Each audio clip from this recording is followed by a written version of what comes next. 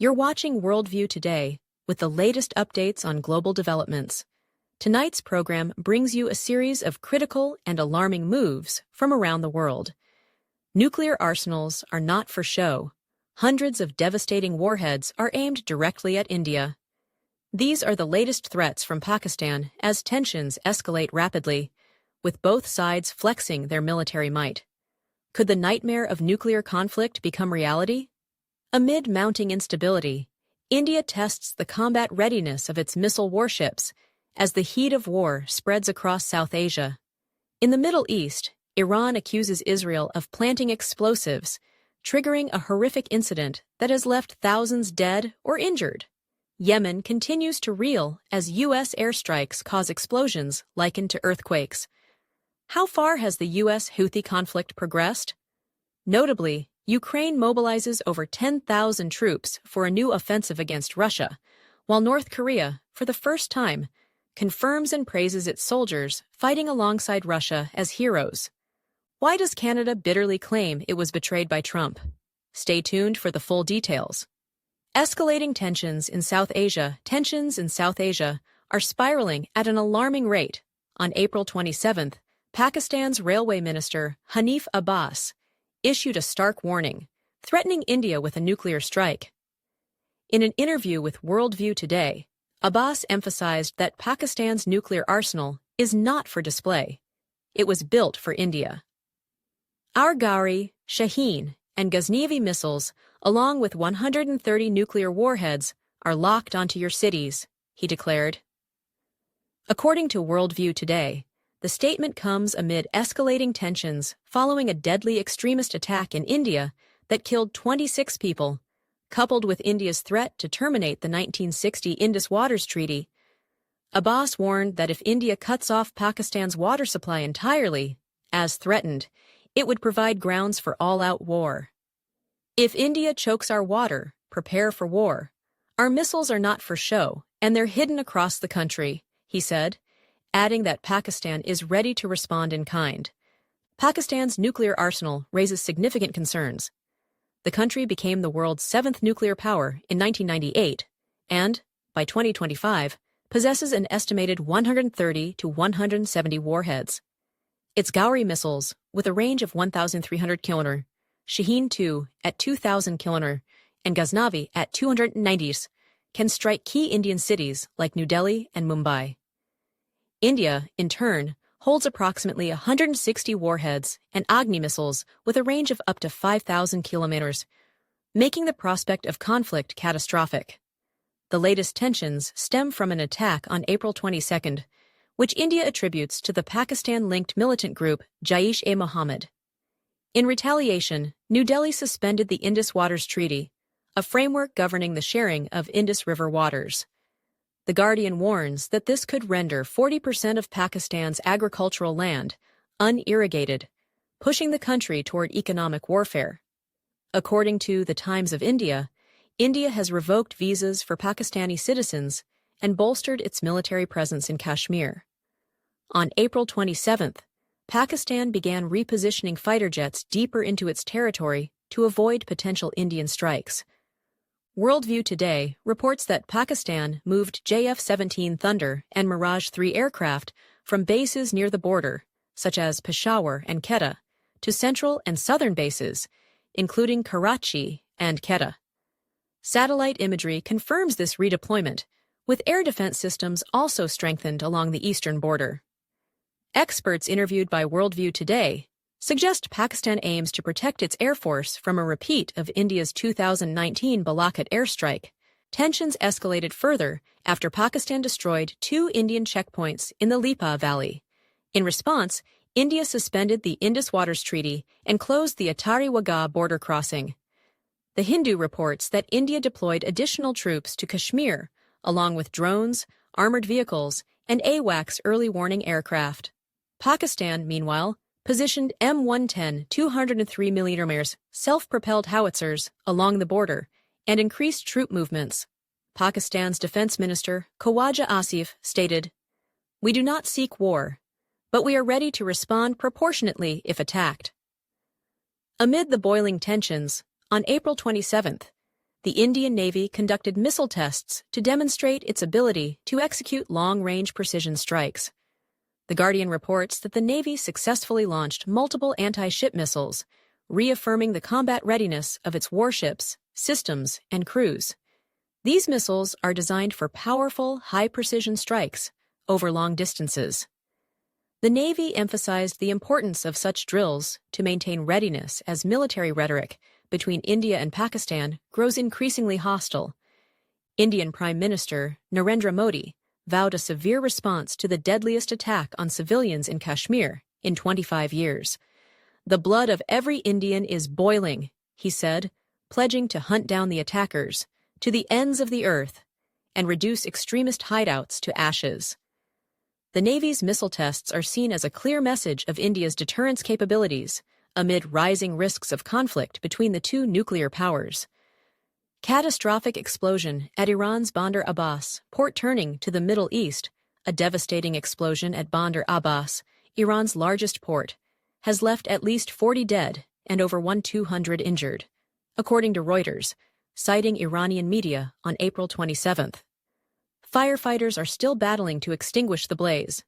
The explosion occurred on April 26th in the port's Shahid Raja'i area, Iran's largest container hub, shattering windows kilometers away. Metal containers were torn apart, and goods inside sustained heavy damage. The incident coincided with the third round of nuclear talks between Iran and the U.S. in Oman. As of late April 27th, fires continued to rage in multiple affected areas, with firefighters and helicopters working tirelessly. Authorities suspect chemicals at the port contributed to the explosion, though the exact cause remains unclear.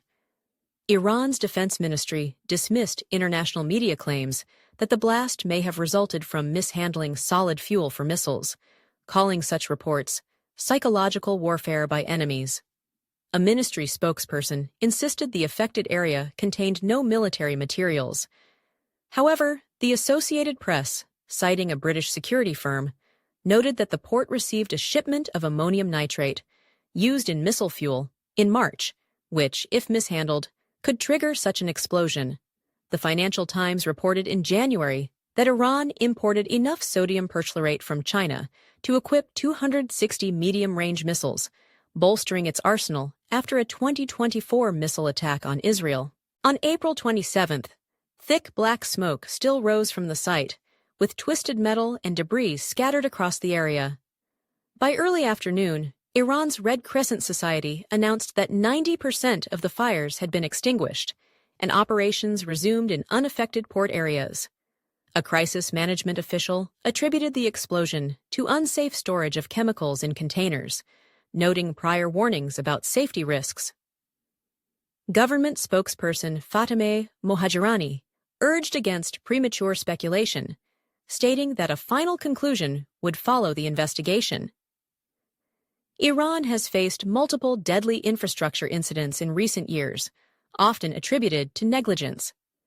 President Masoud Pezeshkian remarked on April 27th, "Why do we keep containers here for 3 to 4 months until they pile up to 120,000 or 140,000? Past incidents include refinery fires, gas pipeline explosions, and a 2023 emergency repair accident in Bandar Abbas that killed a worker. Iran has also accused Israel of orchestrating attacks on its nuclear program, including a strike on its air defense systems last year. Notably, Iranian authorities claim clear evidence of Israel's involvement in the Bandar Abbas explosion. On April 27th, WorldView Today reported Iran's first public accusation linking Israel to the incident. Iranian MP Mohammad Reza Sabagian stated, "This was no accident. Explosives were planted in the containers, either at the source or during transit. We don't rule out internal collaborators. The evidence points to Israel's involvement. The explosions occurred at 4 separate locations, heightening suspicions." Amid the turmoil, Israeli Prime Minister Benjamin Netanyahu reiterated calls on April 27th to dismantle Iran's nuclear infrastructure entirely. The U.S. and Iran have held 3 rounds of indirect talks, mediated by Oman, to prevent Iran from acquiring nuclear weapons while lifting U.S. economic sanctions. Oman indicated progress toward a deal, allowing Iran to retain peaceful nuclear energy capabilities. Netanyahu insists the only viable agreement is one that fully dismantles Iran's nuclear infrastructure, akin to Libya's 2003 disarmament. U.S. airstrikes rock Yemen. In Yemen, the capital Sana'a was hit by U.S. airstrikes on April 27, killing at least 8 people, including women and children, according to Al Masirah, a Houthi-controlled outlet. The strikes targeted Houthi positions but destroyed residential areas, sparking outrage and accusations of U.S. violations of international humanitarian law. At least 3 civilian buildings were leveled, with the injury toll still unclear. Witnesses described explosions like an earthquake, prompting panicked residents to flee. Social media footage showed collapsed buildings and locales searching for survivors. The Houthis called the strikes part of a U.S. military escalation following their threats to resume attacks on Red Sea shipping. Since March, U.S. airstrikes have killed dozens. The Houthis accused the U.S. of war crimes and vowed a strong response. U.S. Central Command has not confirmed details of the April 27 strikes, but stated they targeted Houthi weapon depots and command centers. Human rights groups report hundreds of civilian deaths from U.S. airstrikes in Yemen, Ukraine's new offensive, and North Korea's role. In Eastern Europe, Euronews reported on April 27 that Ukraine's armed forces, UAF, are massing troops in 3 areas along the Russian border in Kharkiv and Sumy provinces, signaling a potential new offensive. Up to 10,000 troops, along with armored vehicles and artillery, are being deployed near Kharkiv and Sumy cities, like Sumy and Kharkiv. Ukrainian military analyst Oleksiy Hetman confirmed preparations for operations to divert Russian forces from Donbass. On April 14, The Times reported Russia launched attacks in Kharkiv and Sumy to establish a buffer zone. On April 27, U.S. President Donald Trump urged Russia to halt attacks on Ukraine, while the U.S. Secretary of State warned of withdrawing from peace efforts without progress. Speaking in New Jersey, Trump described a smooth April 26 meeting with Ukrainian President Volodymyr Zelensky at the Vatican, but expressed frustration at Russia's continued attacks. Zelensky requested additional U.S. weapons, citing Ukraine's struggle against Russia's larger forces. Trump criticized Russian President Vladimir Putin, urging a ceasefire and peace agreement. He noted Crimea, annexed under the Obama-Biden administration, is no longer central to talks and emphasized ending conflicts in Ukraine and Iran. Trump called the human toll in Ukraine and Russia horrific, claiming the war would not have started under his leadership. Significantly, on April 28, North Korea confirmed for the first time that its soldiers are fighting alongside Russia in Ukraine. Per state media KCNA, leader Kim Jong-un ordered the deployment under a strategic partnership signed with Putin last year. The Workers' Party praised the troops' role in liberating Russian territory, calling them heroes. North Korea reportedly sent 14,000 soldiers, including 3,000 reinforcements, though they lack experience in armored and drone warfare and have suffered heavy losses. On April 26, Russia also acknowledged North Korean troops' involvement. Canada's election and Trump tensions. In Canada, Prime Minister Mark Carney's Liberal Party concluded a somber election campaign on April 27, after a vehicle plowed into a crowd at a Filipino community festival in Vancouver, killing 11. Police arrested a 30-year-old suspect. The election focused on Trump's tariff policies and threats to treat Canada as a 51st state. Both Carney and Conservative leader Pierre Poilievre expressed condolences. Polls show the Liberals leading with 43% support nationwide, compared to 38.9% for the Conservatives. In British Columbia, a key battleground with 43 ridings, the race is tight. Speaking in Saskatchewan, Carney accused Trump of betraying Canada and disrupting global economic order, stating that Canada must adapt to a new reality. Taiwan cracks down on Chinese IDs. In Asia, Taiwan launched a crackdown on individuals illegally holding Chinese identification documents. Taipei revoked the citizenship of over 20 people and is closely monitoring tens of thousands born in China. Taiwan's laws prohibit citizens from holding Chinese IDs, and over the past decade, hundreds have lost citizenship for doing so. The latest campaign, sparked by a documentary revealing Beijing's secret issuance of Chinese IDs to Taiwanese, has stirred controversy.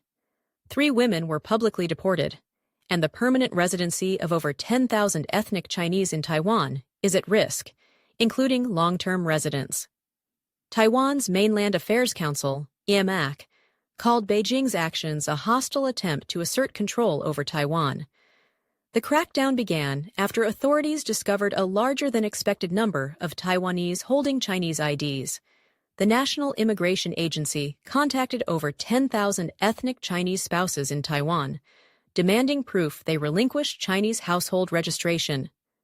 Social media erupted with backlash from affected individuals, many feeling targeted despite decades in Taiwan. MAC Deputy Director Liang Wenjie announced exemptions for the elderly, those absent from China for over a decade, or those fearing persecution if returned. Professor Li Mingchun of Taiwan's Chengchi University warned that the campaign is polarizing society and handing Beijing a propaganda victory. Chinese state media accused Taiwan's ruling DPP of dividing families and applying freedom only to independence supporters. Taiwan is also preparing militarily, with recent exercises involving TNT demolitions and armored patrols to counter potential attacks. The upcoming Hanquang 41 exercise, set for July 9-18, will simulate responses to Chinese gray zone tactics and full-scale assaults. That concludes tonight's broadcast. Thank you for joining us on WorldView Today. Please subscribe to stay updated on the latest global developments. Good night, and we'll see you next time.